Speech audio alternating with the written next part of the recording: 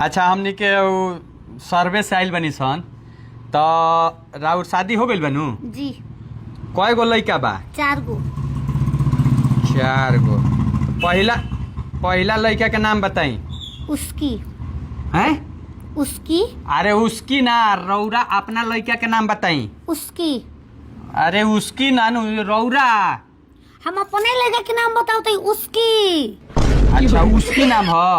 ओ दूसरा लड़का के नाम बताई। हैं? दूसरा लड़का के नाम। किसकी? अरे किसकी ना, रौरा अपना लड़का के नाम बताई। किसकी? किसकी? मेरा दूसरा बेटा का नाम है किसकी। अच्छा किसकी, कैसन कैसन खानदान बरे।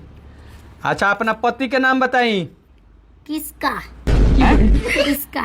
किसका ना, अपन मर्द के नाम बताई। किसका? अरे किसका ना, राउर मर्द। अपने भतार के नाम बताते किसका? किसका नाम हो? बाक हमरा नौकरियो नहीं के करे के, फालतू के नौकरी मत करो। नाम ना बताओ तो और क्या करते।